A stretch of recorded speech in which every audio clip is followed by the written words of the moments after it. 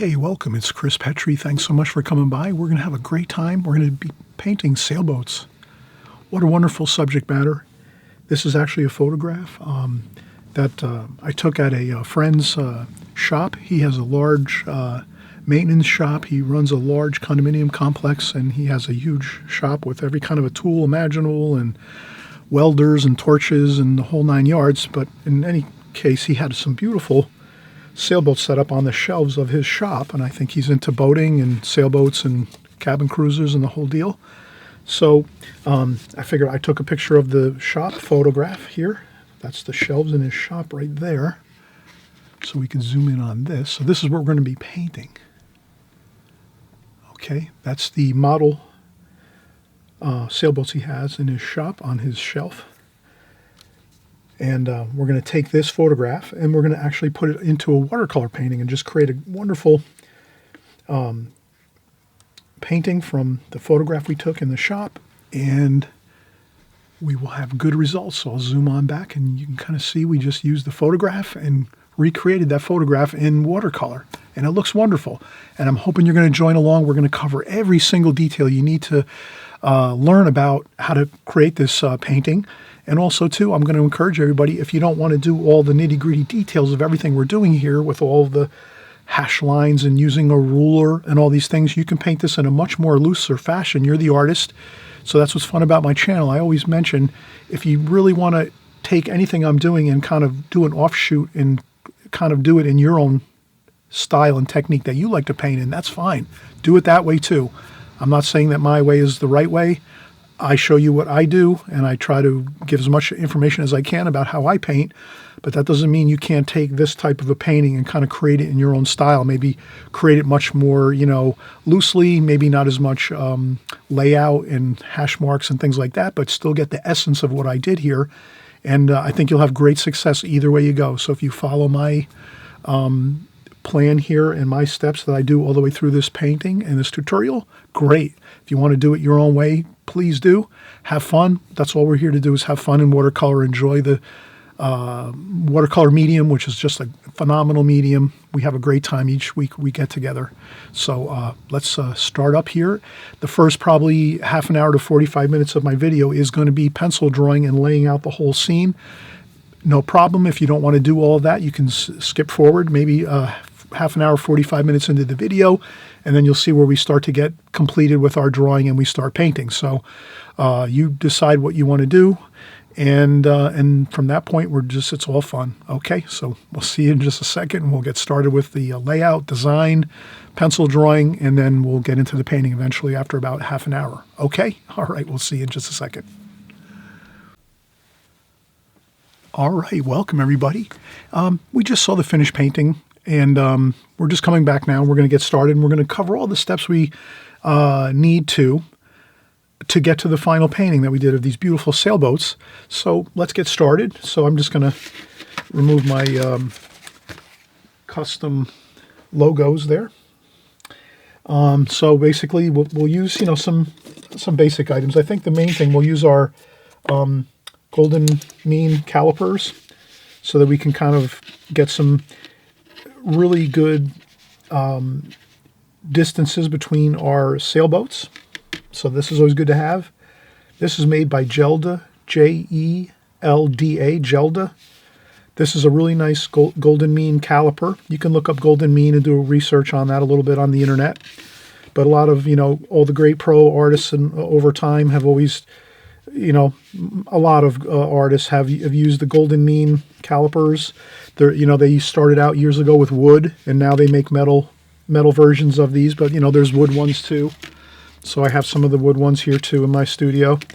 So these are just great like all-purpose art tools that you can have in your studio that really will pay off big dividends, because when you're kind of creating your paintings, you can always make your painting look a little bit better if you use this ratio, and it stays the same. So no matter where you open up your calipers, it's always going to have the same amount of distance between each of these as you open or close it, so that you can actually make your painting a little bit more pleasant looking for the person that might be viewing your artwork. If you're just creating artwork for yourself, well, you might not have to worry too much. But if you're gifting your artwork to anyone or entering into shows, galleries, anything like that, definitely pays to have these golden mean calipers.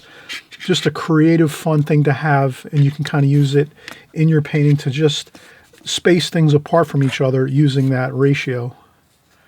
And you can see it's a little bit, it's not quite centered. So we'll use it on this painting right, in just a few seconds. We'll work with this.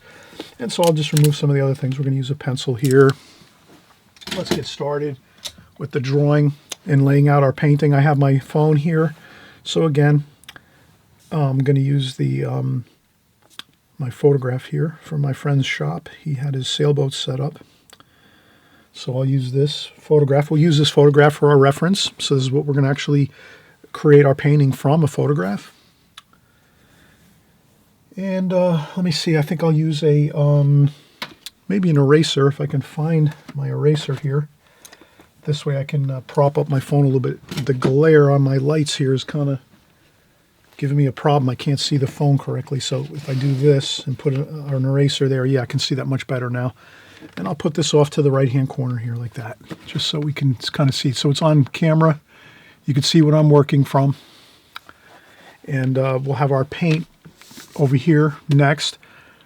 The only issue I have sometimes is it's kind of difficult to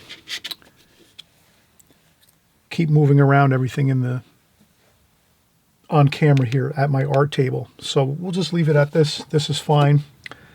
So the first thing is we're going to actually just generally look at this painting and try to get some hash marks on our tape here. So you always hear me talk about that. We're just going to get some hash marks. So this will be what I'm going to do now. The first thing I'll do is I'll get some hash marks on my tape around my painting. So I put some tape down first around the border of the paper that I'm using. If it's a sketchbook you're working in, you can put tape on a sketchbook too as well. Or you might just draw a pencil line too. So you can always draw a pencil line versus using tape. If you don't want to bother with the tape, you just draw an approximate rectangle around your paper, just so you kind of know where you're working within your space that you have to work in. And let's go one step beyond that. Let's go to the next step, which is even better, and I hope everyone's going to do this, and I even have to remind myself to do it as well. I'm going to move this out of the way just a second. We're going to put down a mat. Now this mat is a standard size mat, and that means that as long as you paint within this mat size here, standard mat sizes that you can get at any big box store like AC Moore's, Michael's, any hobby shop. You can buy these online, standard size mats, pre-cut mats. These go inside your frame. Before you frame your painting, you put this over the painting, and then you put this whole painting mat inside the frame of your, a frame, so that you have a frame painting, a beautiful finished framed painting. So the key is you want to make sure that you have your painting at least the size of your mat opening here, the window of your mat. You want to have your painting at least that size, but you want to make it larger. So what I do is I take this, make sure I have the window of my mat here, which means I'm covered. If I paint within this rectangle, I know I'm covering at least this size, which is perfect. And I can just put that on and then put it in a frame, and we're all good. You have a frame painting. Perfect. You can put it on your wall. You can give it as a gift. You can present it to a gallery if you want to put your paintings in galleries, whatever it is. Now, the next thing I do is I just take a simple ruler and I make it a little larger so that I have a little more room to work with. So what I'll do is I'll just make my rectangle a little bit larger. So I want to paint a little bit larger than the window of that mat. So I'm just going around here. And then now as I look at it, I say to myself,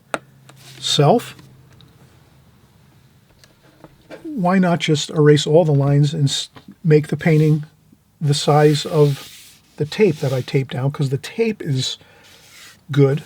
The tape will be large enough that if I paint within the tape around my paper, I'm fine. But then again, not really, because if I want to be more exact, so that's why I'm going to do this.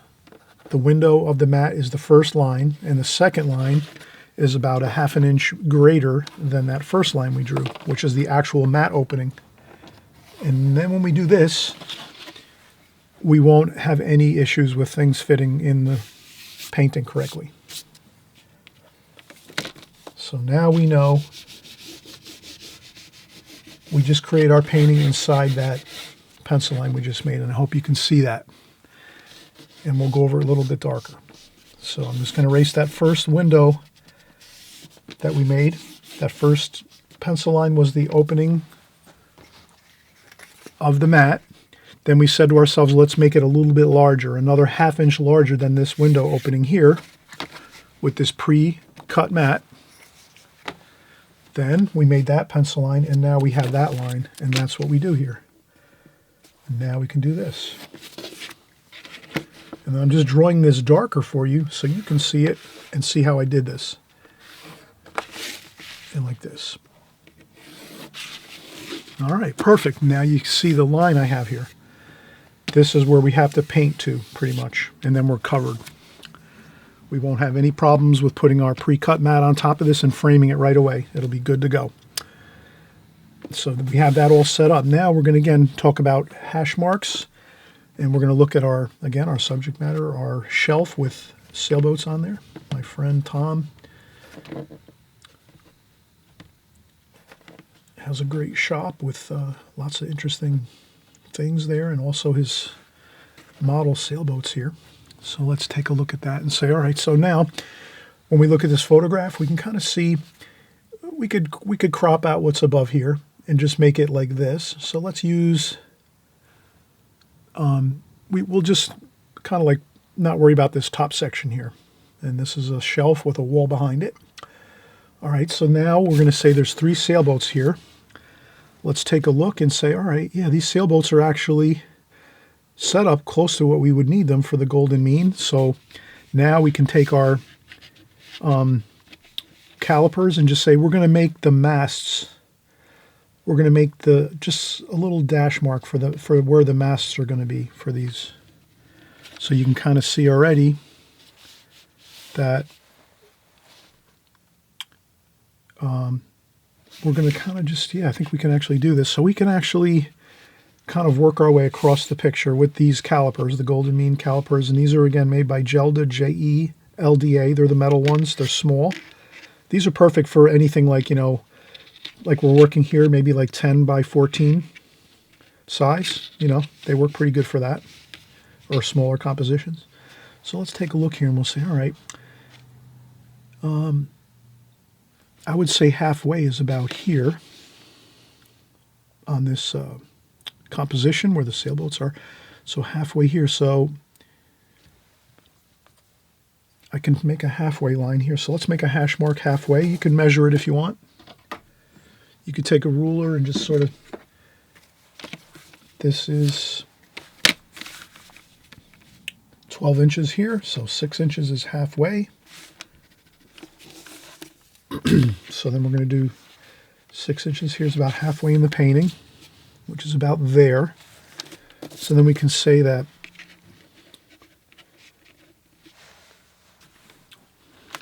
we could snug this over a little bit this way, and we'll say this is about that first mast of that largest sailboat there. Then from there we can come over here, and we'll get from in between there. We'll take this here, and so we're going to use the golden mean to do these other 2 sailboats, the masts. One there and one there. So that's all you need to do is just get a couple hash marks with your calipers. You get your first mast established here. So I kind of said that, well, if this is halfway in the picture, this mast here is about a little bit over this way from halfway. And it actually works out about this much from the right side of the caliper on the small side, the small distance on this side of the caliper. And so, and then over here we notice that each of these are basically close to the golden mean. So I just make that the same thing and say, okay, one first mast, second mast, third mast. And there you go. You have your 3 sailboats. You have your hash marks where your masts need to be here for your sailboats. And that's pretty good. So you have your masts all ready to go. And that determines the size of your sails and everything. So that's no worry. And then here on the bottom of the painting, you notice going across. Let's think that this is probably a quarter of the way. The first sailboat here on the left is a quarter of the way up on this painting. So if we take our ruler, you can use a ruler or you can just do it by eye. If you're good with kind of judging distances, you can say, oh, we're going to do 1/4 up is the top of the largest sailboat here of the 3. So let's do that. We'll go 1, 2, and 3 and a quarter. So a quarter of, let's, so 1/4 of 9. So I have 9 inches here. Let's use the metric system. That can be, if you have a ruler with the metric and the standard, American Standard scale, you can come over and use the metric, which might be easier to divide things with the numerically, doing the mathematics for it. So yeah, 24 inches divided into quarters is simple. 6 inches each quarter. 6 inches here, 12 inches here, 18 inches here, and then 24 inches here. Or if you go the other way, you're going to go 6 inches, 12 inches, 18 inches, 24 inches to the top of your painting. So now you have hash marks all set up. You have your quarters, 6 centimeters, 8 centimeters, or 12 centimeters is halfway, 18 centimeters, 3/4 of the way, and then top is 24 centimeters. So you have your quarters division going vertically. And then we said this one's quarter of the way up the top of this sailboat. So you got your quarter hash mark right here, 6 centimeters. And again, this this paper is approximately 9 by, so my actual working window that I'm working in is 9 by 12. So I'm working in a 9 by 12 window, exactly. And then I use the centimeters, of course, to get my space divisions. And again, I used the centimeters, and I started from the bottom, let's say, to the top and said, okay, 6 centimeters, 12 centimeters, 18 centimeters, 24 centimeters. That's quarters, 1/4, 2/4, 3/4, 4/4. Then we said again, 1/4 up from the bottom is the sailboat, the top of the deck of the sailboat. And that's where our line can be for that. So we just do a little quick line like that. Light sketch line.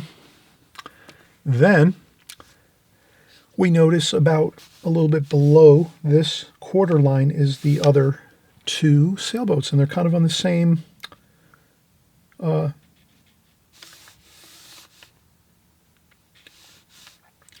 horizontal line. So let's do that. Let's do 1 and 2. So now we have 1, 2 for these 2 sailboats, and then the large sailboat here. This one's a little bit like that. Okay. And then we look at the sailboats and we say, is there a lot of angles on the sailboat decks of the sailboat? And I say, not really, just a tiny bit. Can you kind of see that in the photograph there? In the photograph there, you can kind of see it. That sailboat is just a little bit this way, a little bit tilted this way, but not much, almost barely, hardly at all. And these are level. These are actually level across these 2 on the right, these 2 smaller sailboats here. They're kind of like level as far as the decks of the sailboats. And the masts of these sailboats are tilted, or let's say angled vertically. You can kind of see that, right? So this larger one here is angled this way, tipping to the right, and these 2 masts are tipping slightly to the left. So they're kind of tipping both in. Really nice, beautiful way this is set up. So makes our job easy here to make a beautiful painting. So, all right, so we've done a lot so far. Let's do one more thing here. Let's get our masts in. So again, we said that these masts are slightly tilted. So let's get this mast first onto the paper. Now what you can do is you can just simply take your pencil, hold it on the photograph. You might be working from an iPad or a phone or a photograph, whatever you're using. You could take that angle right there with that mast, and then you just hold your pencil and try not to move it. Keep the same angle and then just move it down like this over to this point. And you usually can get it pretty close like that. And then you could put your finger down there where the line is, and then you can sort of just keep that line in your mind and say, okay, yeah, it was about this much. And then you can come over here quickly and just do it one more time and say, okay, there's the line, the angle, the vertical angle. It's not straight, it's angled slightly. Take that line and just try to keep your pencil on that same angle and drop your pencil down like that. Okay, so we got it pretty good there. It looks pretty good. And then we'll take our ruler and just take that line and go right up to the top of our page, of our window. And we come right down here, right to the top of the deck of the boat, the sailboat. And there you go. We have our first mast. Okay, now we're going to get the other two, and we'll do the same thing again. We'll take our pencil and say, how is this one looking? This one's looking almost vertical, slightly turned to the left. So let's get that. That's easy. We don't have to really do too much. We just come over here and say, okay, that's vertical. That's pretty much vertical. And then you can just turn your ruler a slight amount and get that angle for the other mast. And you go right down to the deck where the boat is here, the sailboat, like that. Then you have your second mast there, slightly tilted. And then this mast over here is on the same angle. They're both evenly tilted, maybe this one a little bit more. If I look at it really closely, this one is angled a little bit more. So let's do that. Let's come over here and say, okay, let's get it straight and the same angle as this one first. And that's about the same angle. And then we just want to tilt it a little more like that. And then top of the deck of the boat, sailboat, up like that. And it's just about the same height as this one here. A little bit lower, and we'll put it there. And okay, we have now the three masts for our sailboats. Looks wonderful, beautiful. And we'll continue on. But we've done a lot of work so far. So that's where let's take a break. You take as many breaks as you need as we're going through this. Again, we've been working about 15 or 20 minutes approximately. That's plenty enough time, especially doing this grueling stuff with hash marks and angles and things like that. You can take more breaks in this first 20 minutes if you need to. Maybe you've been doing painting and drawing a long time. You may not need to take any breaks and you can cruise right through this section of what I'm doing here. But if you're, if you need a little more time, don't worry about it. Just keep your approach simple. Just work along with me here. We're all working together, and just keep following each step of the way. I kind of did each step, each process that we did first, getting the hash marks in the very, very beginning. Then we start working on where our sailboat decks are. And then once we get the decks, the tops of the sailboats, then we work on the masts. So we did pretty much a lot of what has to be done.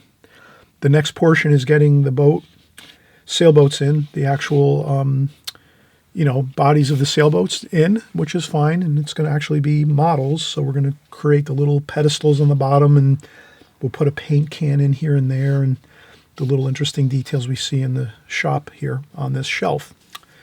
Okay, so let's start back up again in just a few minutes, but let's take a break.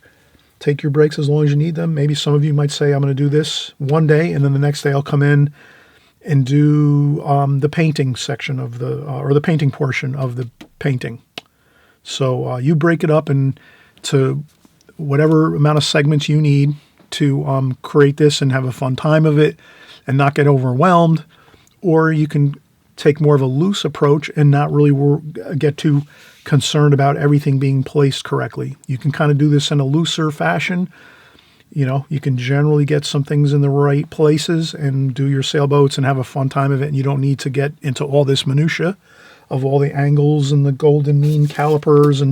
But I'm trying to cover as much detail as possible for you.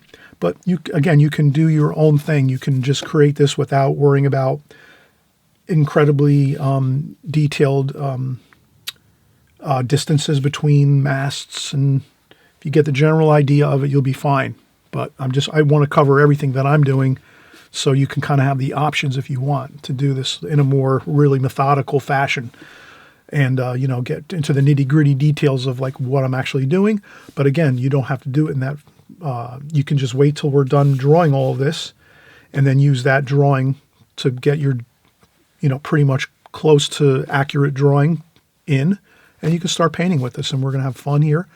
And we'll get to the painting in just a short amount of time. We're just going to come back and after a break and get the rest of our boats in, the bottom of our sailboats and the shelf and a few other details, and we'll be ready to go. Okay? All right, so let's come back in just a second. All right, so now we're continuing to work on our painting. We're doing our drawing first here, of course. I'm going to switch over maybe to a mechanical pencil. This is a 0.9 millimeter pencil. And you know what? I'm actually going to use a 7. So there's the blue. These are Pentel mechanical pencils. Pentel is my mechanical pencils of choice. They make great mechanical pencils. And they're color-coded, actually, for me anyway. So when I'm in my studio and I grab my mechanical pencils, or I always know, oh, my blue is my, 0.7, a little thinner pencil point. And then my yellow ochre color mechanical pencil, that's a 0.9 millimeter. That's actually, identifiable by my yellow ochre color. So whenever I'm in my studio, it's real simple. If I want a thinner line, I'm going with my blue mechanical pencil. If I want a thicker line, maybe if I'm using a larger sheet of paper, I'll use this. But we're using an average size piece of paper, like a 10 by 12. And so I'm going to use my blue, which is a 0.7 millimeter. So what I'll do is now we'll get started again back here. So I'm going to start doing my masts and kind of get those in a little more carefully. So I'm going to make the mast a little thicker, like that. These masts over here on these smaller sailboats are thinner. So I'm just going to make these a little thinner, but you can kind of see the lines. We got our angles set up before when we were doing all of our transferring our lines down onto the paper. Usually if you just kind of hold the angle, you can get it very close.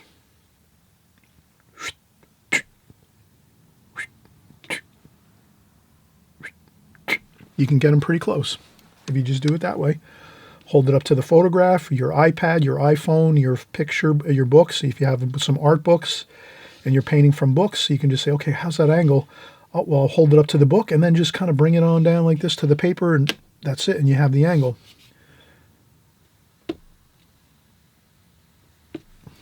Okay, that's how I did it. Pretty simple. Now, we'll get the other mast over here for this. 3 masts, perfect.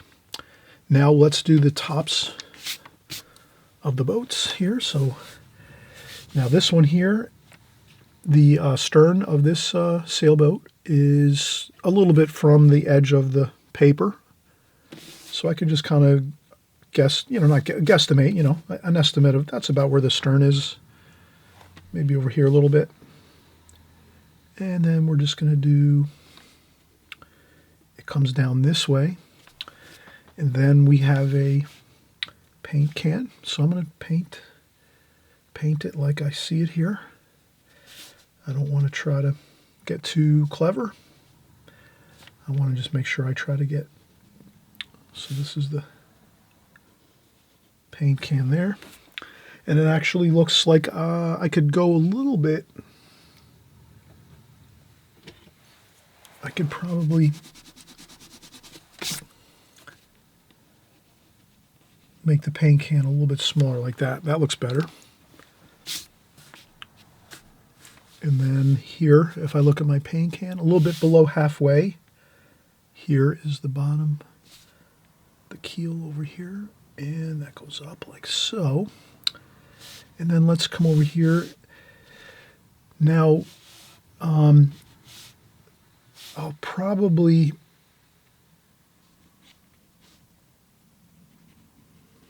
go up this way like that. And then I noticed that across the top of the paint can here is the beautiful trim that goes along the bottom of the boat, the sailboat, and it comes right up over here like that. And that's a trim and paint line like that. And then we have the top of the sailboat here, and it goes right over there like that. So I'm going to leave this over here right now. This intersects with the sail over here. So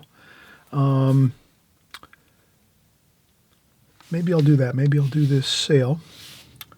So I notice now that this sail comes down a little bit below the bow of this sailboat here, and then it goes up like that.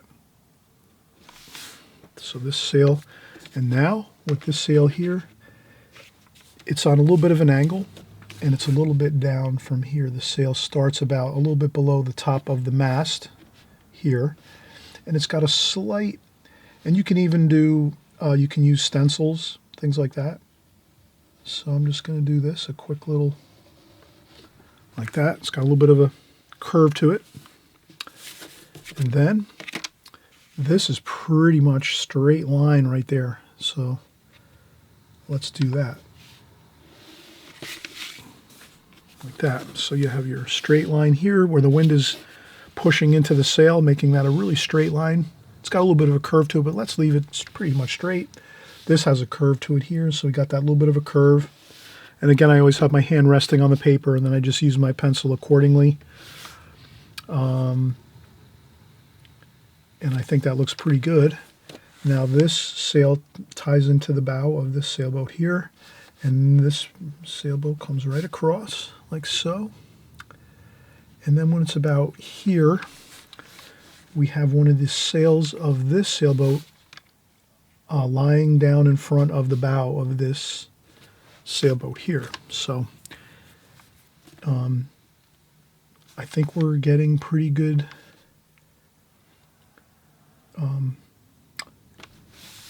drawing.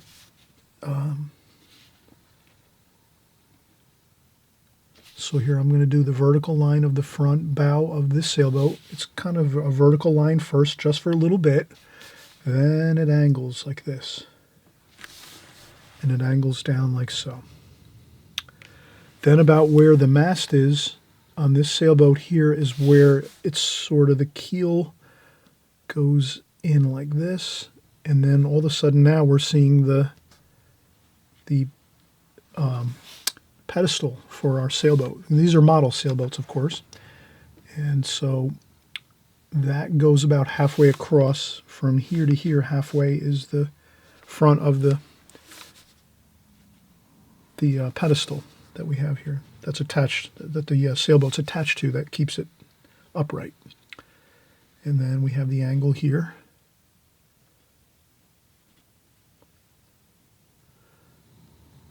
Like that. And then that goes across like so. Don't get super complicated and worried about every single angle and every, try to get things close as you can, and then don't worry about it. Now we're noticing that here where this sailboat is, the third sailboat over here, same kind of thing. The bow is straight down for a touch, and then it curves underneath like this. And then it goes down like this. And then right about where the mast is, which is there. So if we take that mast and we look straight down underneath that mast, that's right about where it kind of ties into the bottom of the pedestal over here. So then we have our second pedestal, and that pedestal here for this third sailboat is just a little bit in from the front bow of this sailboat. So we're going to do the sailboat here, curve it down there like that. There's the stern back here. And let's get this pedestal here. And this one kind of starts there and come. So we're let's do this. want to get this a little more accurate anyway. So this one is, we can use, again, use a ruler if you like to. Sometimes a ruler can be really good. And so I look in my my drawing here, and I can see that the pedestals are on an angle this way. So the pedestals are not like this or like this. They're angled this way, just a little bit though. So that's where we really look at our photograph carefully and say, okay, yeah, it is a little bit on an angle. Not a lot, but it is there, an angle this way. So then I'll just put these in like that. And then this next pedestal is on the same angle, but it's a little bit, this one here is out a little bit this way. So this one here is like this.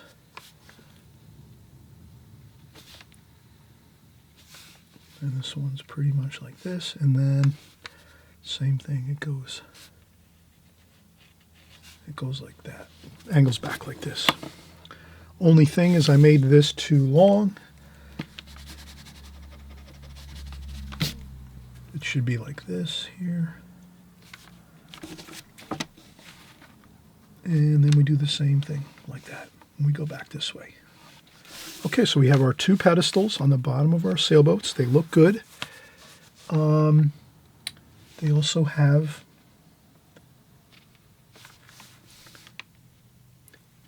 let's do this. We have our pedestals and our sailboats. Now over here we have the stern of this sailboat, this beautiful red sailboat. And we have the line across. The paint on the sailboat is red on the bottom where the keel is, and then white on top with a red stripe. Red stripe there. And then we'll paint in the different little bits of shadowing under there to give it more shape. The round kind of shape that it has. It's got like a curved round shape underneath here by the keel. But we're not going to worry about that right now. We just want to get the basic idea of where the shapes are of the sailboat. So now this is a second sail. Third sail. So there's three sails on this red sailboat on the right-hand side. So this is a white sail, and it's kind of billowing downward, just lying upon the table here, like that. So we just do a quick bit of shape of the sailboat, the sail, and then there is a mast attached to that, and it's coming from the bottom of the mast, very close to the bottom of the mast. So let's do that. I'll use my ruler, and we'll go across there, and it goes a little bit beyond like that. And then if you want, you can erase a little bit, soften it up, that sail that's there.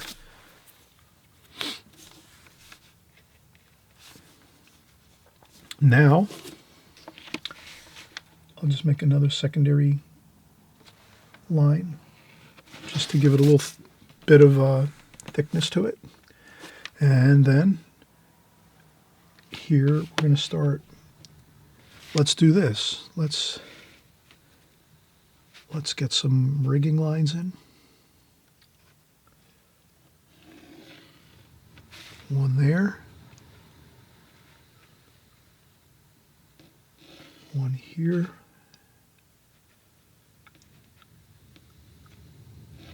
One there. So I'm going to do like 3 rigging lines, 2 here and 1 here. And then one more over here like that. All right, and now we're going to do this sail over here. And then what we'll do is we're going to work on this sail here, and then maybe this sail here that's draped down on lying on the shelf, and that'll be it, because we're kind of getting to a lot of detail here. But this one here is really fascinating. It's actually wrapped around, so you got like this, and then like this, and then like this, and then like this, and like that, and like this, and then like this.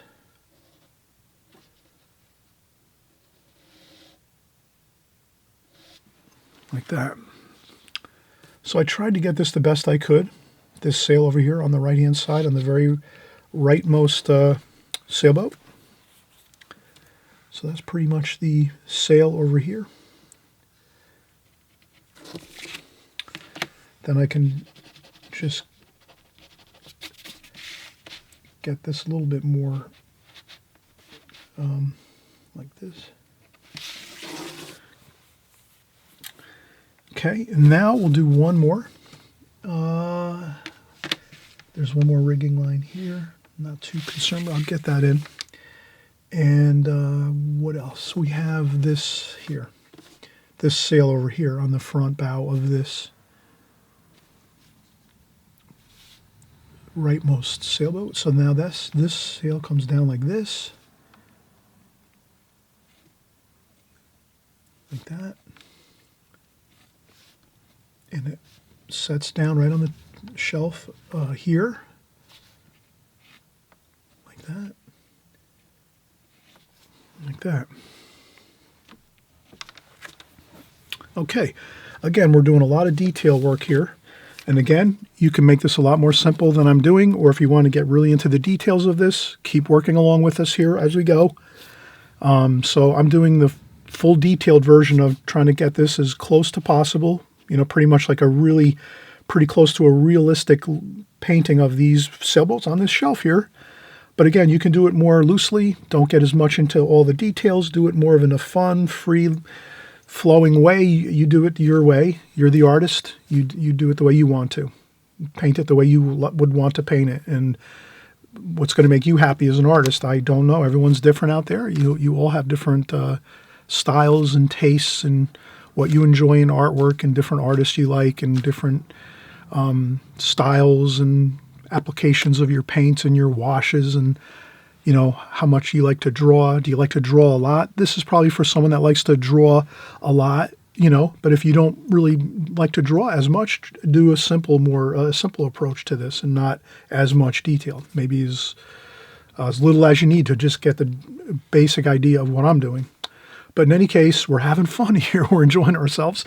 Let's come back in just a second. We'll continue on, but I think we're already really getting a good drawing down now. Right now, we're sort of like most of the details are in. We have to do some details on this boat here with some more rigging lines. And then this boat here, we have to get our sails in. And but after that, I think we're really doing pretty good. And as I look here, I can kind of see,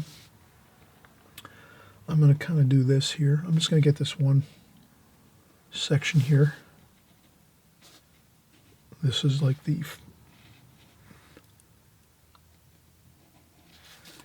so that's a support for the front of the sailboat, for the model sailboat here. And then there's a dowel here that goes in the back area, like that. And then over here we have maybe a box of some sort, and we'll just put that in.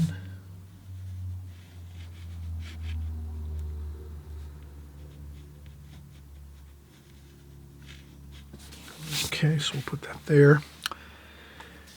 And let's do one more thing here. Let's get the bottom of the table, the shelf. So there's a shelf here, and it's just about above, it's just about there.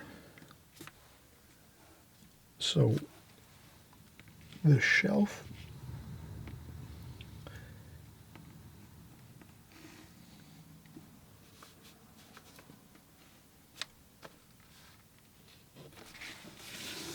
so the shelf is just a touch above the sailboat pedestal here, and it's just a little bit above the dowel that comes across here underneath this sailboat here. And then it just, the main thing with the background, with the back of the shelf, Best to get a long ruler, make sure it goes all the way across the whole painting, and get that perfectly straight all the way across, and just try to get it, make sure we have it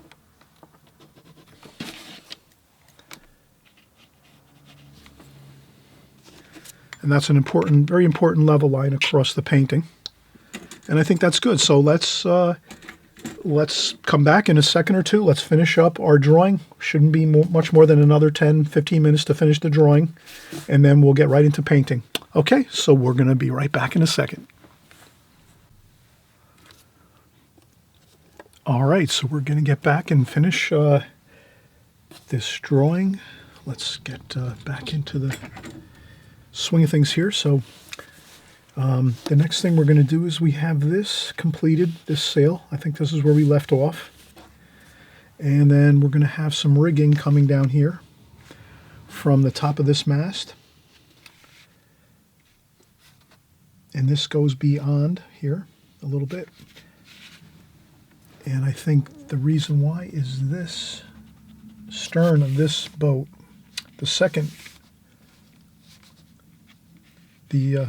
sailboat here is, goes beyond the bow of this sailboat here. So that's why we're going to have the rigging kind of extend back over here about halfway between the bow and the mast here.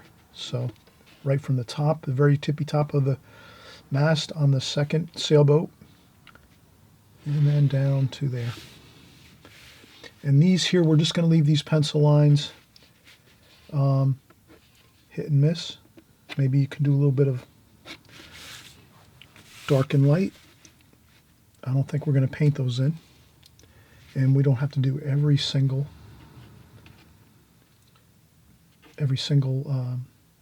rigging line here. We can do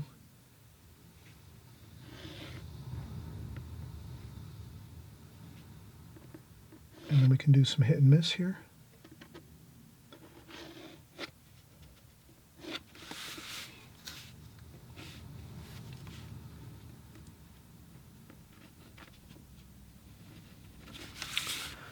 That looks good. That looks fine.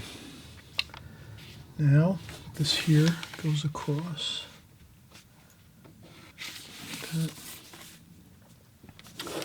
And then there's a boom going across here. From the mast this way, there's a boom here. We'll give it some solidity by making it, giving it a little bit of volume here. And I think that's good. Now, we do have some lines on this sail. Let's try to capture those lines on this sail.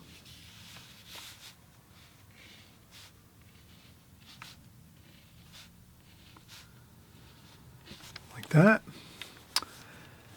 And then let's move up to these sails on the large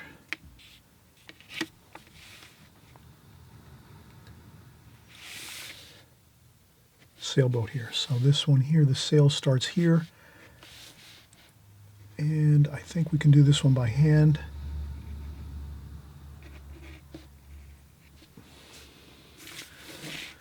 And then I can use the ruler over here,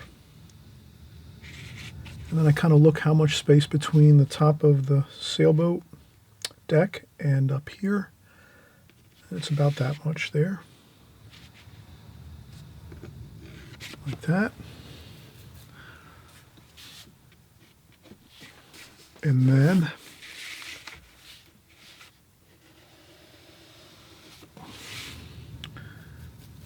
we will start up here, and then we're going to get the very, very tippy top here. And this, there's a mast, a boom actually here. So this boom goes out about halfway between the edge here and the edge of the stern of the boat and the edge of the frame, the picture frame that we did. Halfway between that and the picture frame is the boom here. And it's a little bit above the stern. Not a whole lot, but about that much. And then we'll just get that angle like this. Like that. And we have that. So it's just a matter of working out the space divisions between each of your parts of your sailboats and your subject matter. You just carefully go and look, and I might have made this a little bit high. No problem. You can always grab an eraser. And so I think that this is a little bit too high. So I go here and say, all right, let me make another start of it. Let's make the mast start there a little lower. And it's not much, it's maybe only this much above the, so this is a little better like this. Like that. That looks better. It's more accurate to the photograph. Then we'll take the line from the tippy top of the mast, just a little bit below the top of the mast, over to a little bit in. So how far in is that mast attached to the boom? Well, a little bit in from the end of the boom. So then I put the little dot there. You put little dots here and there to do your drawing. And then we do that. Like that. So then now we have that line across for the large sail on the large sailboat. And then I think pretty much that sail is all set. And it's a little bit like that.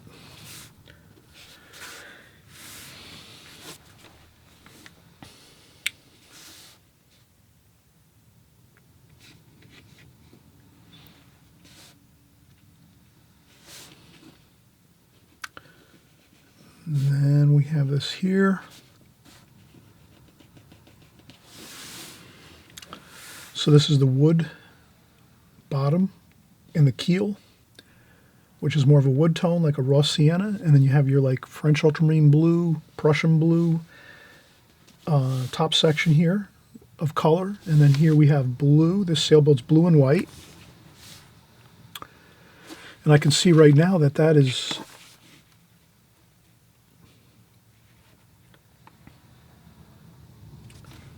pretty straight.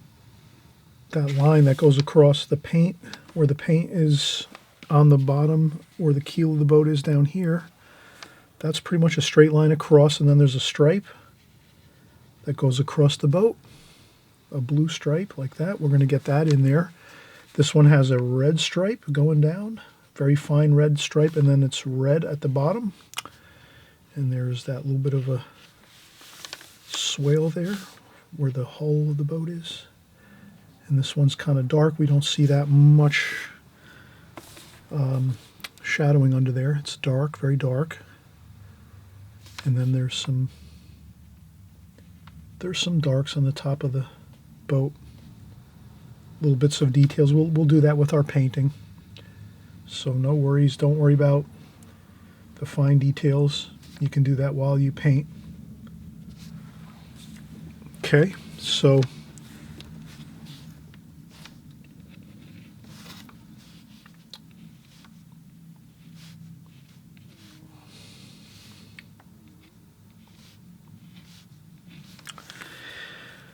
and what else do we have? I think we're pretty good with our drawing, I believe.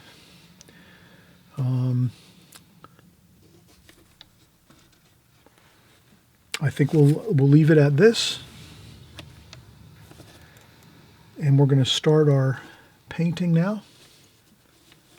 I might just make this a little bit of a, like that there. So sometimes I'll take these long straight lines that I did with a ruler, and I'll put a little bit of a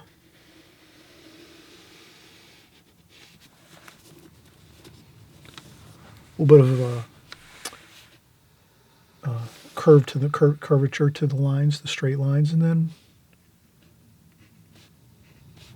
I'm just going to put the lines across here for the sail. We're going to put those in. Maybe we just leave those pencil lines. It's possible you can just leave pencil lines on your, like that. And then you can just leave pencil lines on your drawing, and those will show through when you're doing your painting, if your washes are light enough and transparent enough. Okay, so we've done a lot of work now with our drawing. Of course, again, if you want to leave things a little more free and loose, as a watercolor artist, you have that ability to just paint it the way you want to paint it, draw it the way you want to draw it. You don't have to follow this tutorial exactly as I'm doing it. I'm kind of doing it the real, strict way of just, trying to get pretty much a realistic look of exactly what I'm seeing here in the photograph. And then if you don't want to get as much realism into your painting and you want to do it more loosely, that's fine too. You can just actually, get the essence of what I'm doing by just maybe doing some very, very free and loose outlines and drawing of the subject matter here, but in not as much detail. So you wouldn't maybe be using the ruler as much and doing hash marks everywhere to try to get everything real exact.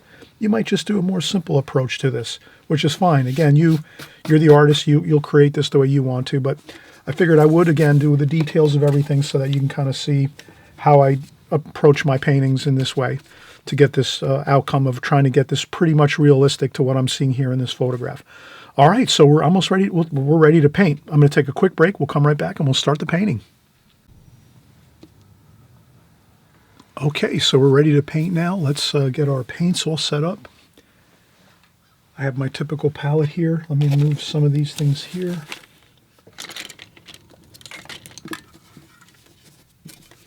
Okay, so I'm using my normal Schmincke palette with my colors that I usually use on an ongoing basis. You've all probably seen my videos on my palette. If you haven't, you can always look up Chris Petri palette. You just type in Chris Petri palette. And my name is really easy to spell, C-H-R-I-S-P-E-T-R-I. If you type that into YouTube, Chris Petri, and then you type in palette, you'll see all my palette videos where I cover all the different palettes I use, but I use this one most frequently on YouTube. And what I do is I usually set up my palette here on my table. I have a board, a masonite board with foam on top of it, so eighth inch masonite board, and then 1/8 inch foam board, and I glue those two together with double stick tape, and I have a nice board, and then I put a 2x4 up top here on the top of my table, so I have a little bit of pitch going this way. Not a lot, but a 2x4 on the top here where my board is sitting on the table. And I always use the carpet, that tacky carpet rolls. You can see that in, you find this in any like home furnishing type stores and like kitchen and bath places. You find or even in like any kind of big box stores like Macy's, Sears, and all that. They usually have this carpet roll, which you put underneath carpet or rugs, and it keeps the rug from sliding. So it's like basically a roll. And I always put this under all my masonite boards. I double stick tape it to the bottom of the masonite board. This way my board doesn't slide around when I'm working on it. And what else do we have to do here? Well, I'll tape down my palette a little bit. So I usually take a little bit of tape and I just cut a couple pieces of tape like so. Some artist tape or basically, artist tape works good, masking tape. And I just tape my palette down so it doesn't move around. Especially on video, that looks really terrible when your stuff is sliding all around the place. So this is good and snug and tight, doesn't move around. We have our paper taped down, so that's all good. Let's start painting. I'll grab some brushes here, so maybe I will take a look at my brush selection here. And I might use this. This is a number, what is this here? Let's see if I can, I've worn off all the, that's a Charles Reed watercolor brush here. And it's like a 3-pack they come in. So this is like the smallest, I think, of the 3 watercolor brushes that come in the 3-pack. Charles Reed Signature Series watercolor brush. I'm trying to think of the... it's a Skoda travel brushes. You can really see, these are really easy to find. It's like brass. These are travel brushes. You can close them up if you're going to go out and do some outdoor painting, or if you want to travel a little bit, if you go on vacation or business trips. You could take your brushes and you stow them real easy like this with the, like that. And you can throw them in a backpack or a briefcase or whatever, pocketbook. And then you can just open them up quick, the brush, snap them together, and you're ready to paint. And then when you're done, you just close it up, stow it in. It's got a little hole in the top for air so the brush dries and no mold will form. So these are great brushes. So let's start out with this brush, and I'm going to get some fresh clean water, so let me empty my water bucket. And I usually have a some kind of brush. I usually use a fan brush or like an old watercolor brush or something, and I just take my water and I just stir around the water. If I haven't painted in a couple days, I stir around the water and then I empty it out. Now it's a clean water bucket like that. Then I set it next to me on the table and I just add my water to my bucket and I'm ready to paint. So let's see, now we'll use this smaller brush because I think we're going to do alla prima. So we're going to paint alla prima now, which basically is really a fun way to paint, and it's really kind of like the most straightforward way to paint. You start painting your painting, and you're probably going usually for your darks first. So if you get your darks in first, then it's a little easier to judge your middle tones and your lighter tones, your lighter washes. So I'll do that. I'll start out with the darker tones, and I'm going to go right in straight paint.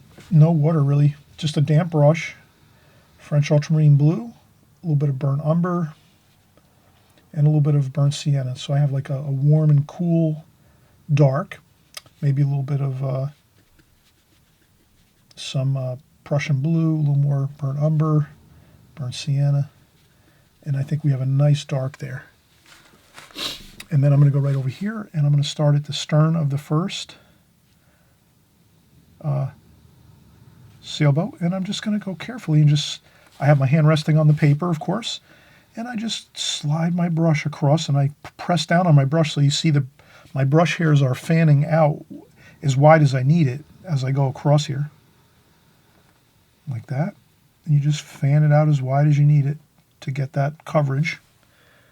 Then I rinse off the brush, and then maybe I'll use some paper towel or tissue to take a little bit of water. So I rinse my brush off, dry a little bit of the water off the brush on a tissue, and then I kind of just continue on here.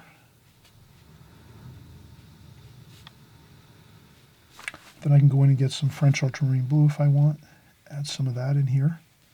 So you can adjust your colors. But I want to keep it dark, like the photograph here that's very dark.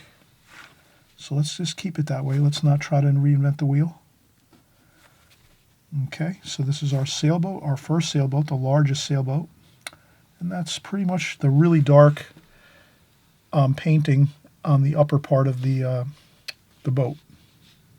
The stern section and the bow, like so.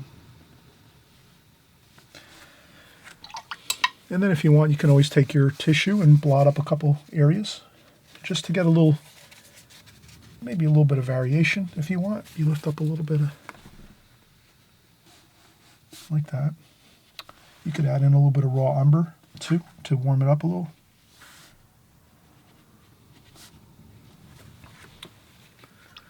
But then you're going to go with your raw umber underneath. So let's do that.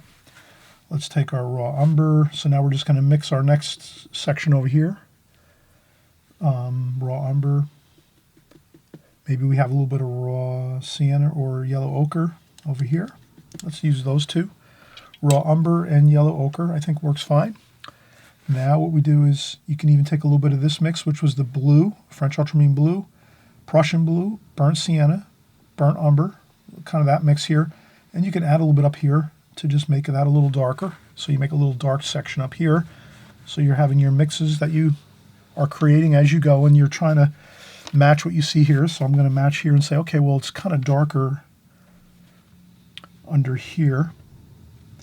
And well, I guess that can is, it's never too late to adjust something. Let's make that paint can go up to here where it is in the painting. Like that. So, okay, so we have that there. That's going to be red, that can. And it's pretty much, that can is a cadmium red. And a little bit of maybe alizarin crimson to just change up the red, you know, make it a little interesting. And then we'll just do that. We're going to make that can over here red. And then add a little bit of that in there to blend it. And again, we're losing edges here.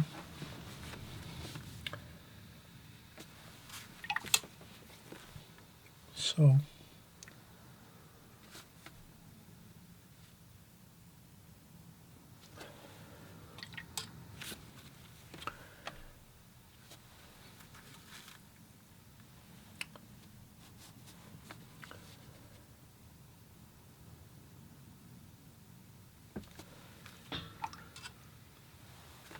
and I'm going to just create the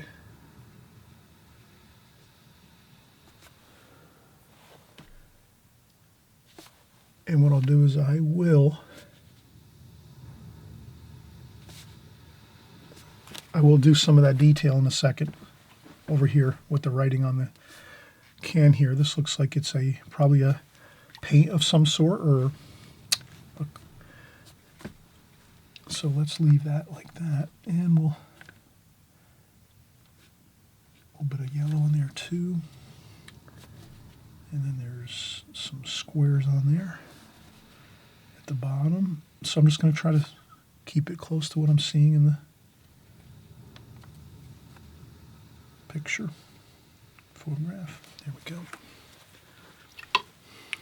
And I'll let that dry, so I'm not going to worry about that right now. I leave that as it is, and then I continue on here with the sailboat. Let's keep working that. And that's kind of a darker, like that there.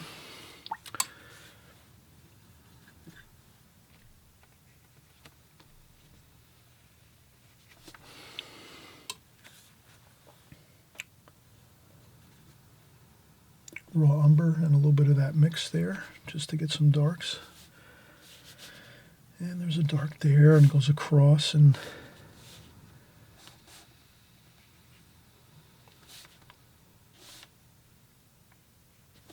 like that.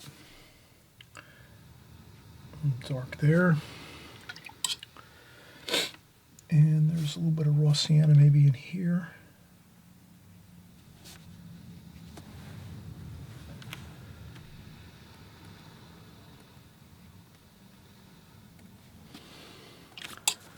Okay, looks good. And then this is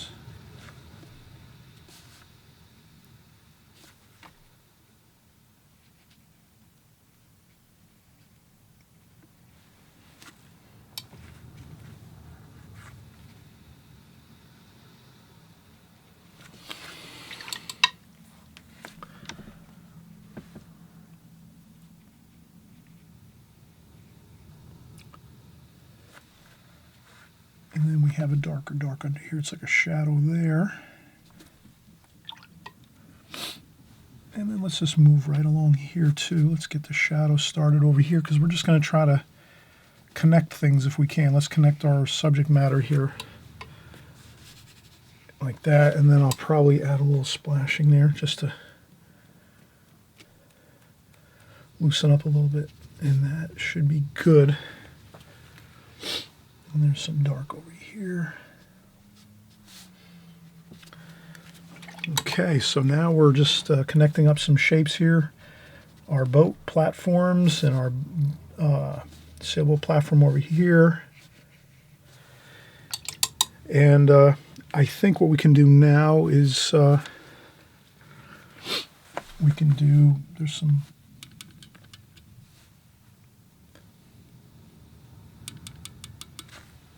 little bit of a shadowy,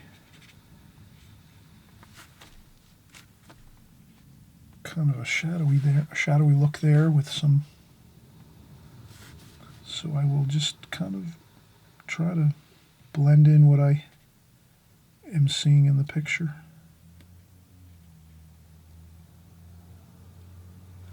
Like that. And then what else are we going to do here? So let's connect our shapes and connect our boats together. So right now, let's move to a little bit of a larger brush. And let me look around here.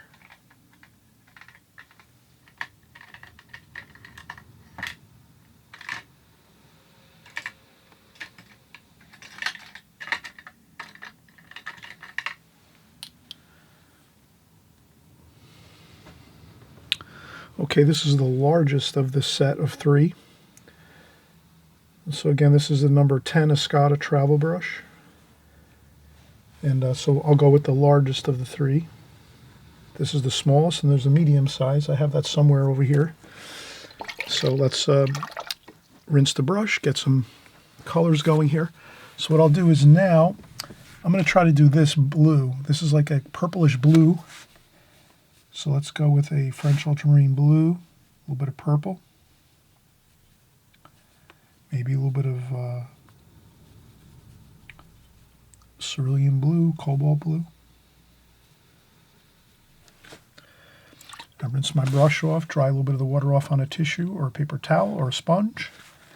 I'll take a little bit of this, just kind of add a little bit of the darker color there, just to gray this down a little bit. And let's try to get that wash in there looking good.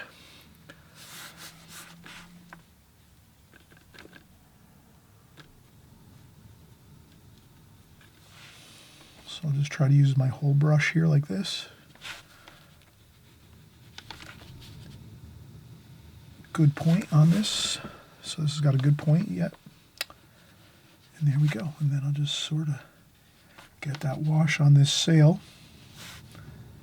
And I paint all different directions just to give it an interesting look. Maybe I'll add a little bit of that gold color in there.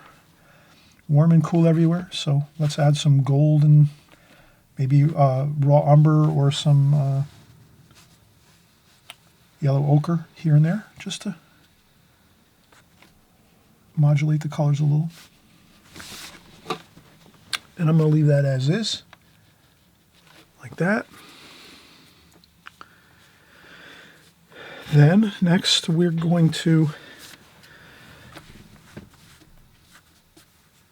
add a little bit of that blue and purple to this underside here and to the table, again, to just harmonize the colors. So if I'm adding blue over here in this sail, then I'm going to start to come over here and do the same thing, add some of that blue over here in the painting. Try to mix it around a little bit.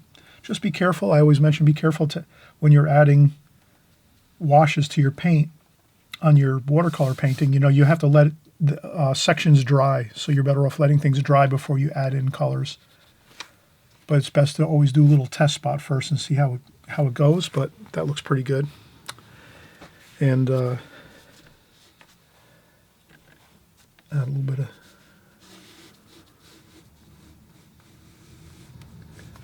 wash to the table there, which is some of that red, like that, and some of the yellow ochre.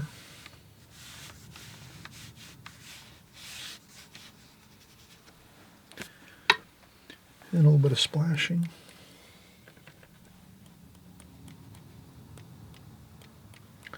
Okay, texture. Texture is really important. Try to get some texture in your painting. All right, so now we're moving along pretty nicely here. We have some shadows in, and we're tying our subject matter together. Let's work over here. I'll move to my smaller brush again here. This is probably like a number 4, Escada Charles Reed Series travel brush, number 6 actually. Looks like a number 6. I think it does say 6 on the handle here, or number 4, number 6. Smaller brush here. Let's get this dark blue in there. So again, we're going to kind of stick with these colors. French ultramarine blue, a little bit of burnt umber, a little bit of burnt sienna, a little bit of French ultramarine blue, a little bit of Prussian blue. Get that really good dark in there of the dark blues, and let's do that.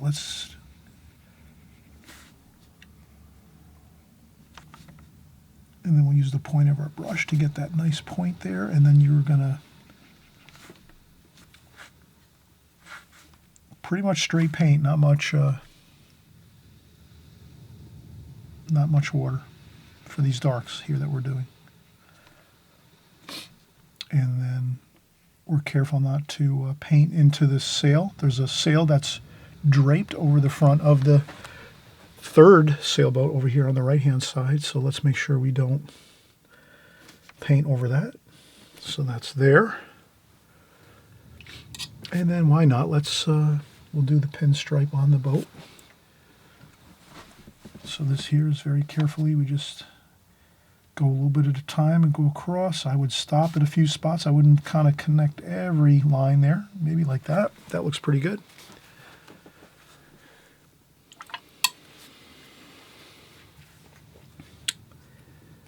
And okay, let's continue moving on here. Let's take some of our reds, which is cadmium red and alizarin crimson and a little bit of rose madder. And let's start, and then maybe we'll add some cobalt blue here and some purple. So kind of like you're going with the feel of a cool and warm. So red and then warm colors, blue, purple. Maybe mix in a little bit of the raw umber and some of the darker over here, the darker blues you have already mixed. You can't go wrong just using the same colors you already have in your palette to make additional washes that you might be working on in your painting, because then you're using the same colors, which is going to harmonize, so that's always a good thing. So now I'm going to get these lighter washes. This is a lighter, I start off with my lighter washes of the pink and the red here, like that. So that's light, and then we'll go in with the darker washes for the shadows once that dries, and then we'll take a little bit of the grayish colors there, which is over here for the top of that sail.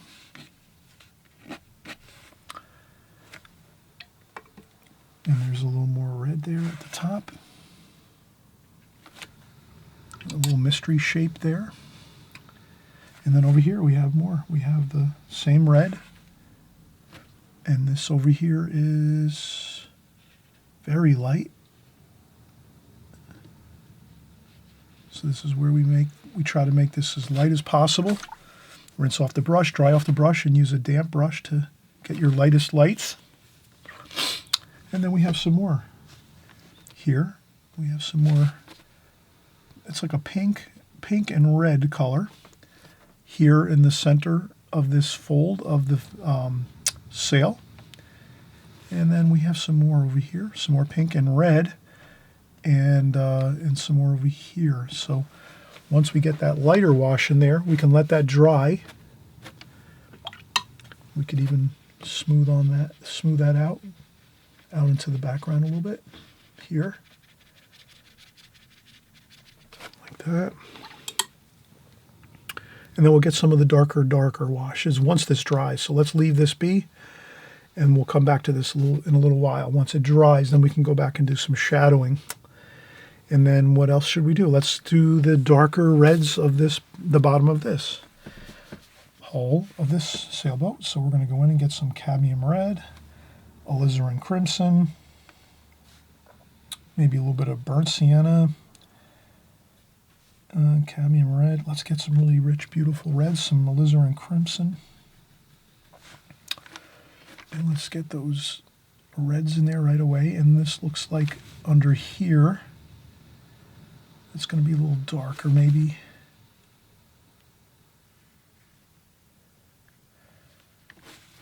So first we get the medium color of that red. That's like a medium red, like a cadmium red, mostly, with some alizarin crimson, like that. And then we see in the picture that it is a little darker, so you can grab a little bit of the darks over here, mix it in with that red, and then you get your shadow color underneath this. And you just kind of get that shadow under there like so. Like that. You can even go in, get some more shadow color, and you infuse it right into the wash right away. Like that.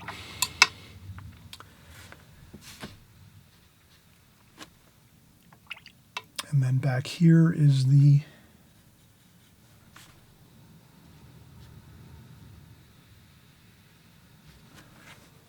that's the shadow on the wall in the background.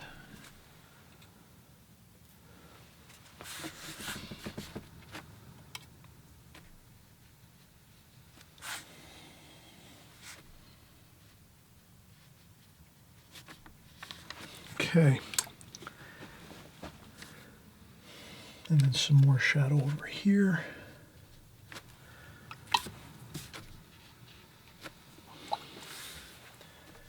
And some raw umber there too.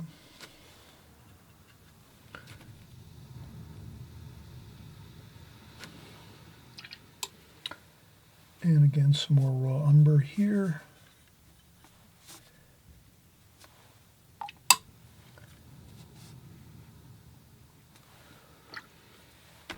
Like that. And that's looking good. All right, so we have quite a bit of washes on right now. And again, we're doing the alla prima method. So everything is looking pretty good. We have our darks and a lot of our, even we're starting in with our medium tonal values. This is a light tonal value. This is a medium tonal value. And then you have your dark tonal values here, here, and here. And this is pretty dark too. This is pretty much a dark tonal value. If you were to squint your eyes and look at this painting, you'll see that this red is actually quite dark. If you squint your eyes, you'll see it's a darker tonal value actually. And the same thing over here with this red. And so let's continue painting. Let's see what else we can do. Maybe we'll work some more on our masks. So this is pretty much dry up here. So you know what? Maybe we'll work on this over here. Yeah, let's work on the sails over here. So I'll make some of that dark red, and we're going to get some of these darker.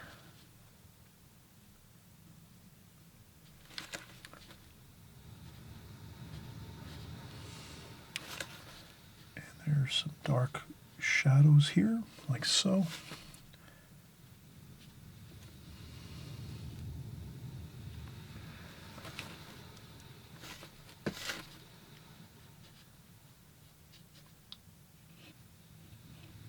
Like that.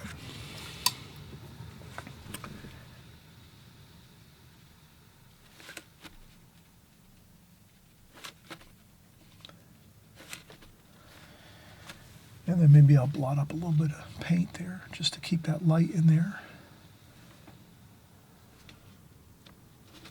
Like that. And you can always add in a little dab of exciting color, exciting reds here and there. Just a little bit. And then what else do we have here? A little more red up top here.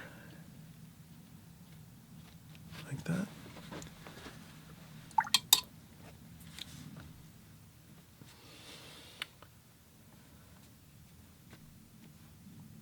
And a little bit of a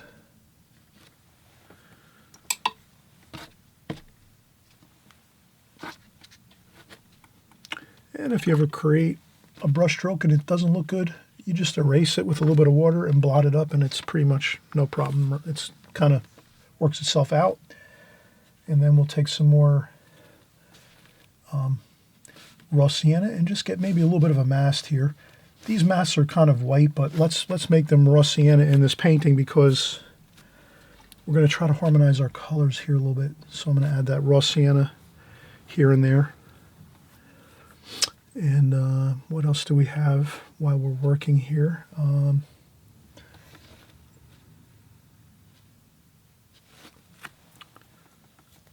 Okay, these I'm going to I'm going to leave those pencil lines for the most part. We could do some darker darks. So we've been working a lot, actually, for the last 15, 20 minutes, even more than that. We've been working 28 minutes. So let's take a break, okay? Let's take a break. We'll come right back. We've been working a long time, and we'll get started again.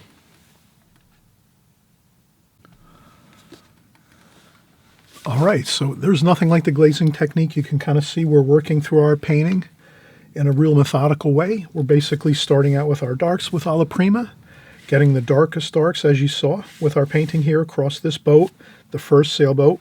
Then we kind of transitioned over here and got our medium tone sail. And then we worked over in here and we got our darker sailboat, the hull of this sailboat here, our second sailboat, and our third sailboat. We're doing the darkest darks in the painting, the most exciting, impactful looking colors and shapes in this painting with the darks first. Then we started working in some lighter tonal values over here on this sail. And we're going to start to maybe work with some more middle tones here in this sail. These sails here on this large portion here. I'm going to empty my water, start with some fresh water. Maybe I'll try to work on that little bit of a... I just had a little bit of an issue where I swiped my brush across this. This shouldn't be a problem. And again, if you ever have an issue with a bit of a spot on your watercolor that you're not happy with, that you might have made you just add some fresh, crystal clear water to it, get it on the paper, wet up that area where you have maybe a brush stroke that went, kind of went off, off track, and you didn't want to put it there, and that's fine. You just wet the paper, fresh, crystal clear water, and then you get either paper towel or tissue, and you just blot it up, and it disappears, basically. Sometimes it might be a little bit noticeable, but most times you won't even see it. And we're going to put some shadow back here anyway, too, so that shouldn't be a problem in any case. But I like to kind of just show that as we're doing things here.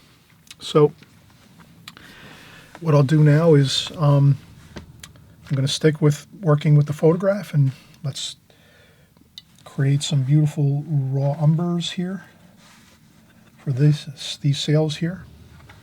So we have some raw umbers there. We'll mix in a little bit of darker shadows over here, and then more raw umber over here, maybe some raw sienna, and fresh clean water, maybe a little bit of blue. We want some blue in there, so let's make some blue over here, some cerulean blue mixed in there, maybe even a little bit of red in there. Okay, we're trying to harmonize all the colors, so a little bit of red in there is going to look good with the cerulean blue. And let's get our raw sienna here, and let's just start. And then here you have some fun. Here you have a large area of sails. Just have some fun with that. Get your sails in here, and they're just large sections you can just kind of fire in the paint. Then, as you do that, then you can go in and grab some of those little bits of grayish tones and get those in. Same thing here with a little bit of those red. A little bit of that bluish red. So now you see we have a gorgeous sail color. Lots of different colors in there, interesting. Maybe a little more blue there. You have to get that blue and that additional wash in quick before it dries. That looks good. Let's continue on here. More raw sienna, raw umber.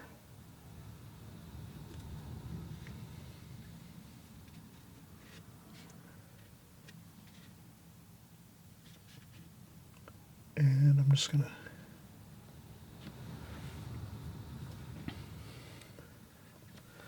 rinse off the brush, dry off a little bit of the water on a paper towel, sponge, or tissue. And I do a lighter wash here, like that. Then maybe a little bit of darker wash here. Like that. And then some blue.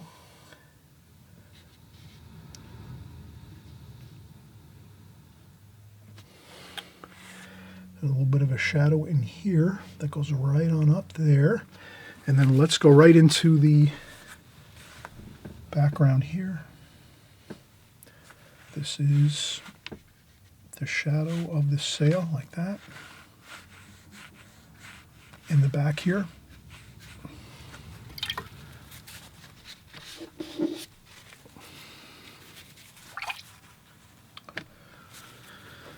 And a little bit of splashing, never hurt anything. Okay, so that's some more cerulean blue and a little bit of this darker mix there. Like that. Okay, my shadow's a little bit high here. I'm just going to leave it. I made my shadow a little bit higher than what's in the picture. But you can't have perfection pretty much every time, so you don't worry about it. And just start to have fun with this. And then here, we're going to get the shadow of this sail over here on this side. And that's going to go over here.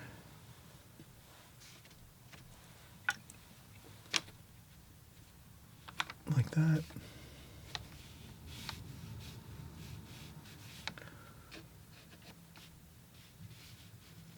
Like that. So that's the shadow on the wall behind.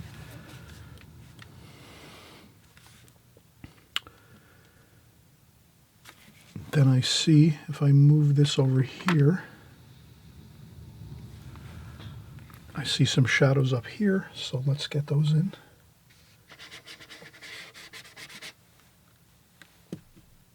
Raw umber, raw sienna, alizarin crimson, too. Raw umber, a little bit of our mix there, a little bit of the grayish mix here. And I'll come down here and try to make that a little bit more raw umber. It seems to be more raw umber, raw sienna than anything else, but I do want some of these other colors in here. And then we just do that, and then we sort of, let's get that wash in there. Shadow, that's a shadow going across like so. And then some fresh clean water here, and let that just flow on down. Fresh clean water, tap it on down there.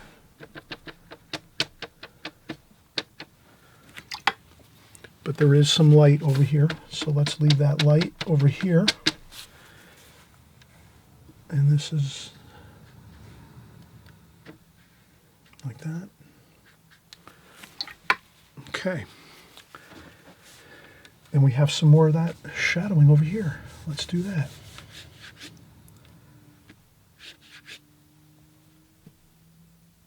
Cerulean blue.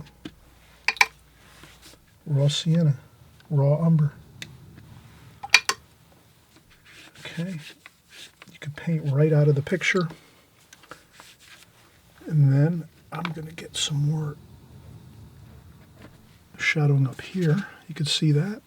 A little bit of grayish color, splash.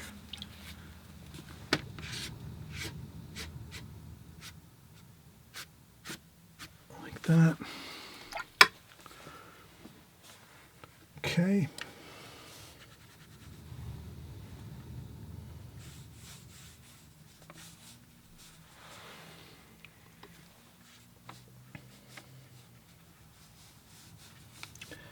And some more of that shadowing over here with some gold.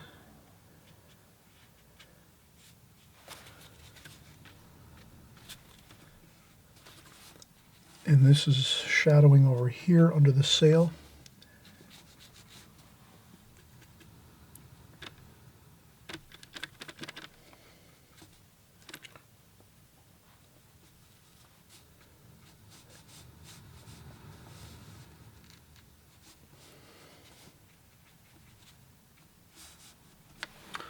Like that. Same thing here, shadows under here.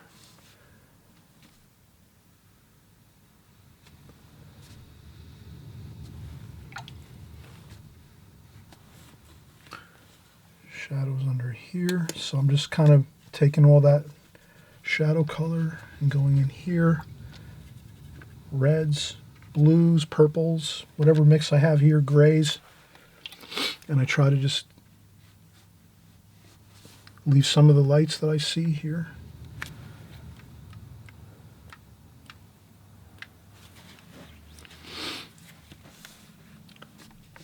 So here is where I try to stick with the photograph as much as possible, but I do keep in mind that I want to keep some more maybe white paper than maybe I can, that I'm seeing here. And there's some more red here, and there's some more like that. And then some gold. Like that.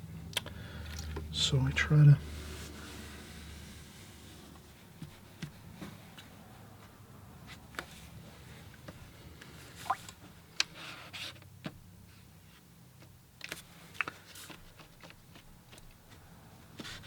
get some color on the paper.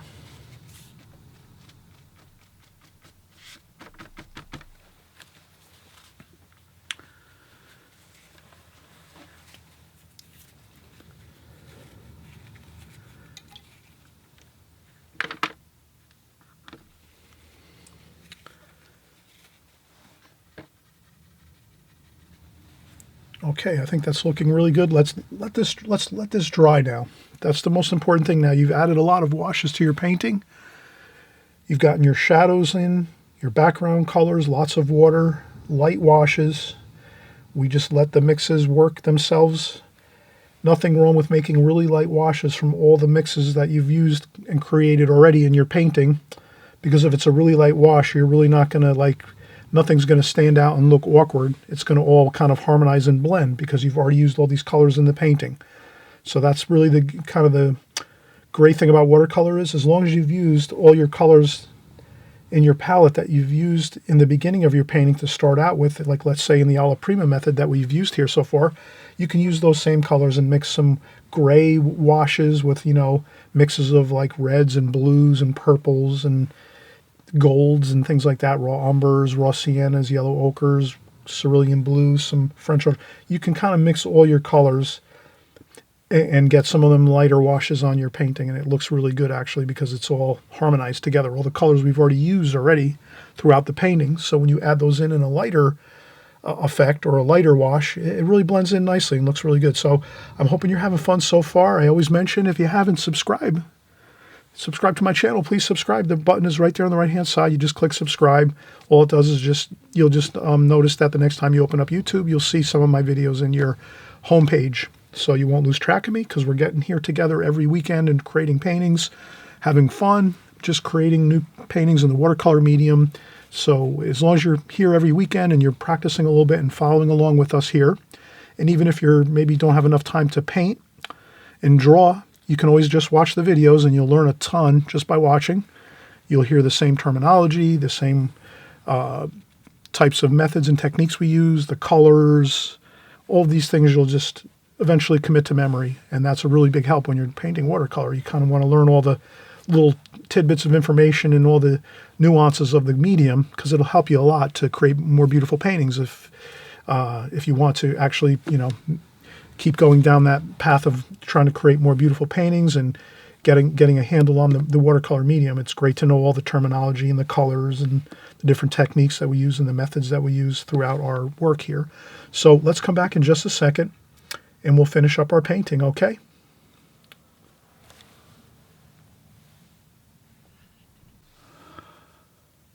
Okay, let's finish up our painting. We're actually right there now.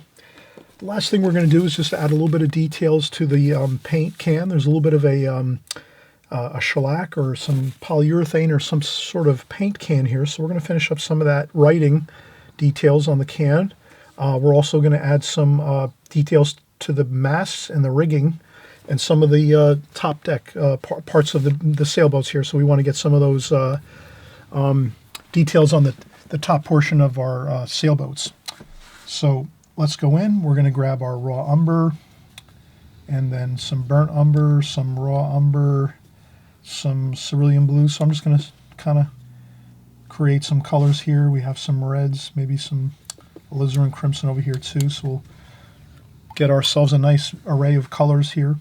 But mostly we're going to stick with the raw umber, a little bit of raw sienna too, to get our wood top side of our boats here.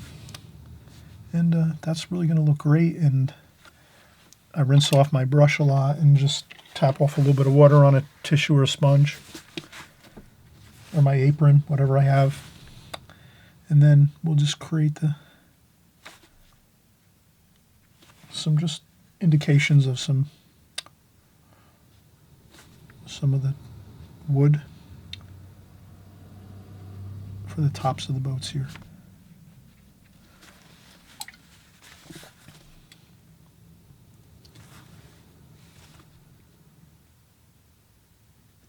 Just like that. And you can blot up a couple areas. Add a little bit of red in a couple areas too. It's always nice to add lots of different colors and mix all your colors together. Harmonize things like that. And then the same thing over here. Some darks over here too, some French ultramarine blue maybe. There's some darker darks over here too.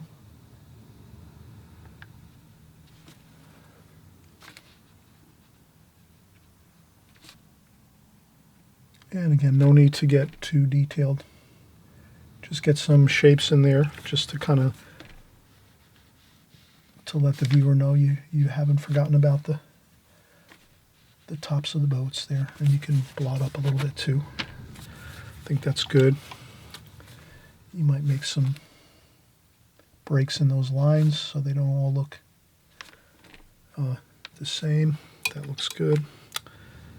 And then over here, we could add some rigging.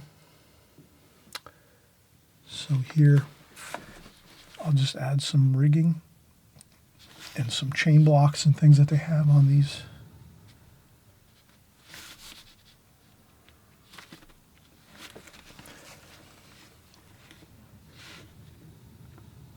Like that, and then there's some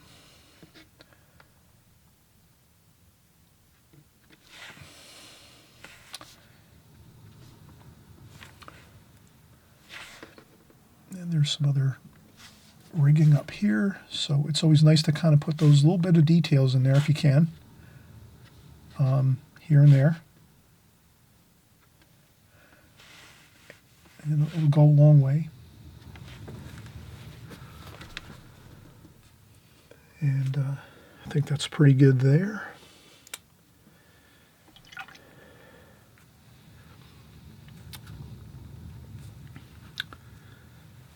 Okay, next, a little bit of that raw sienna, raw umber, French ultramarine blue too as well. We'll get a little bit of that darker dark. Let's get some of our mast in here.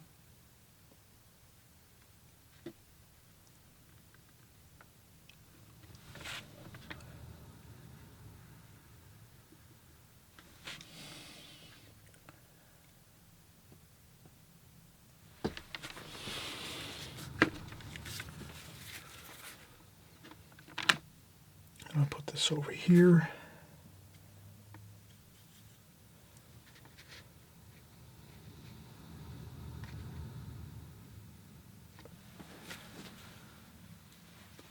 And I try to just add a little bit of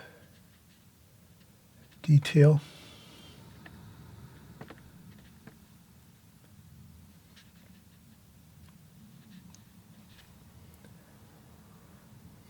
This is the main mast here, so I want to sort of get that main mast on this sailboat. Even if it's a really light wash, I want to kind of make that a little bit noticeable so you can kind of see the main mast on this. Like that. Like that. Good. And what else do we have here? We have this mast and a little bit of a shadow under there, under the bottom. And then there's another bit of some rigging there.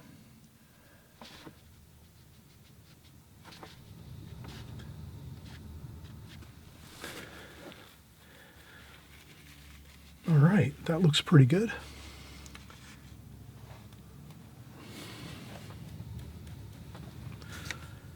What else?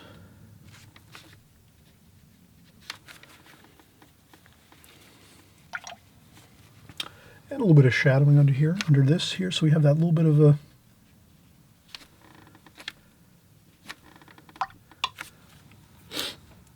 a sail over here.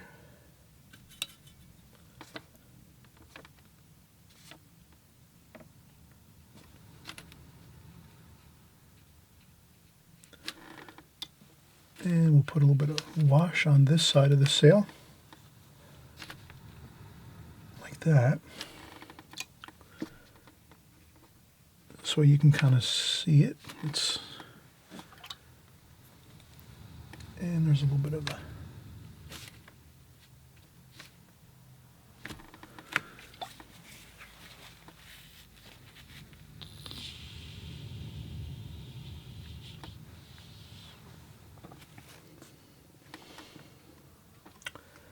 bit of raw sienna here just to blend into that red. Okay. Now, we could add just a little bit of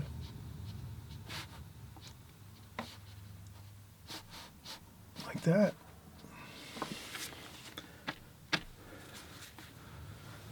Just to get some of these rigging lines. You add a couple quick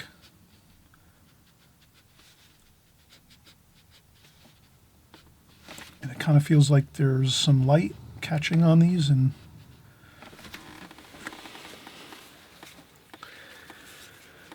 then let's add some raw umber here and some raw sienna.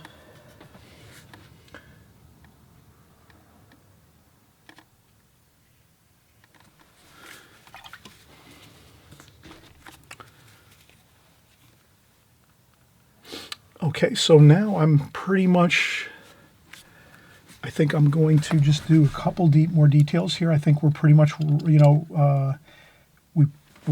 have most of what we need here completed. Let's do a couple of the light fabric that's on the sails. Let's try to get those, do a little bit of the, we'll just do some,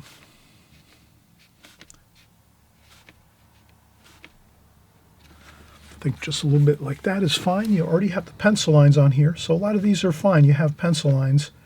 You might accentuate a few of these seams in the fabric of the sails. You don't have to do every one, and I wouldn't create straight lines all the way through. I would just do hit and miss. A couple lines here and there. Might look just good, just right. A little bit here and there just to kind of catch the eye, and it'll lighten up a little bit too. So once you're done putting on some of these lines on your sails, they'll lighten up a little bit so you won't see them as much. And then you can make a little darker wash, maybe just for a few spots here and there. Very, very few, just a couple. Once in a while, just a very few, like this. That, and I think that should be good. So we have our sailboats, we have the shadows behind our sailboats on the wall. We have a beautiful painting here. Everything came out really fantastic. So let's take a look, really from a standpoint of, we have really a beautiful painting where we have darks. We have some really, really nice darks. We're painting this alla prima. Darks first. We got our darks here across the way, the 3 sailboats, and then maybe we'll do a little more details here. Burnt umber, burnt sienna, French ultramarine blue. Dry off the brush a little bit, and we'll just try to maybe get some writing on these, just a little bit of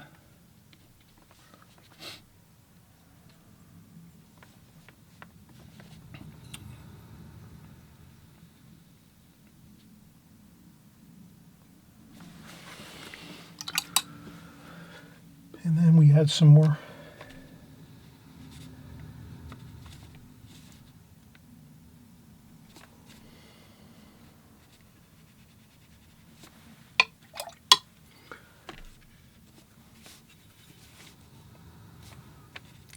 bit of blue for some shadows, maybe over here.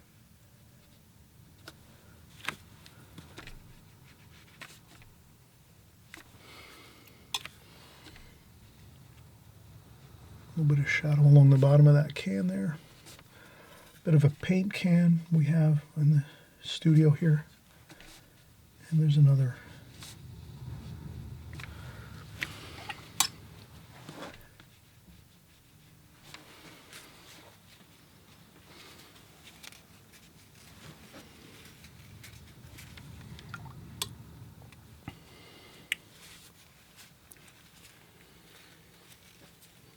All right.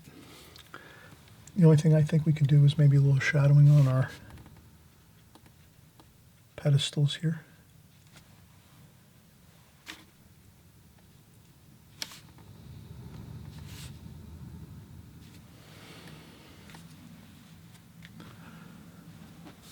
And there's a little bit of shadowing too on the tops here where the boats are.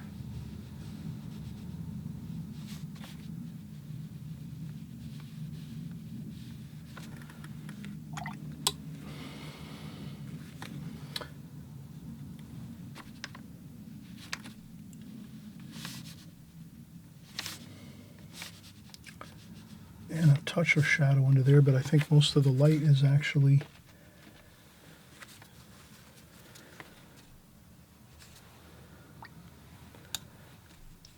and I think that's good. And then maybe a little bit of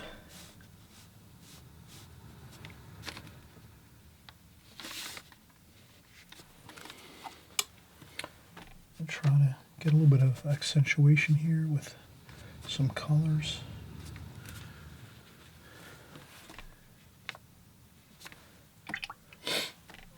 Some blue.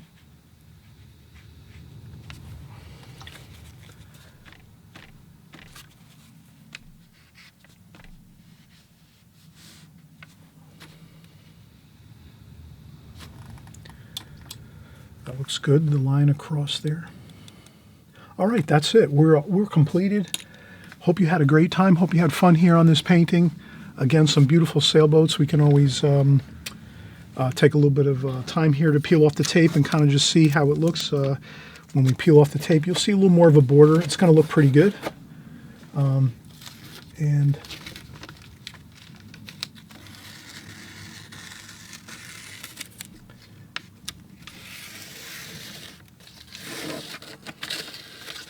But for the most part, we'll actually put a mat on top of this, and you'll see how it really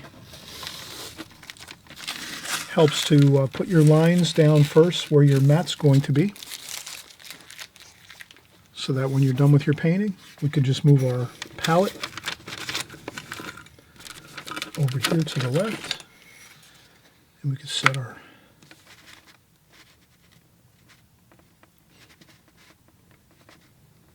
like that. And then we have a wonderful, this is just a gorgeous sailboat painting. I think this really came out fantastic. We took our time. We did the alla prima method. We just kind of followed the blueprint, which is we used our photograph, right, like that. We used our photograph, and you can't go wrong if you're working from something like your phone, your iPad, your home computer, your TV, or if you're working from a book, let's say an art book, or some photographs that you might find that you have in your archives. You might have some saved photographs, whatever it is, whatever you're working from. You can always have a really great end result when you just stick to the plan of looking at the photograph, trying to get pretty much everything the way you see it, the lights and the darks. And you can kind of see how we did that there. We got the darks of the reds and the dark blues for the sailboats here first, doing alla prima method, which is just go right into the painting and start getting your darks in. And then we did our middle tones, the sails here. This is like a kind of a darker middle tone.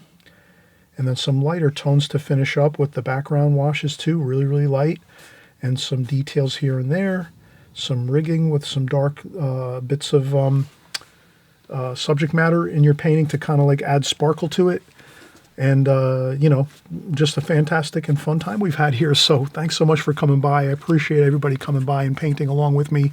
We've had a good time, and we'll see you on the next video, okay? And I always mention, again, if you haven't subscribed, right on the right-hand side below, there is the subscribe button. This way you follow along with us each week and have a great time painting and just enjoying the whole fun of watercolor. Okay? All right, we'll see you soon. Bye-bye.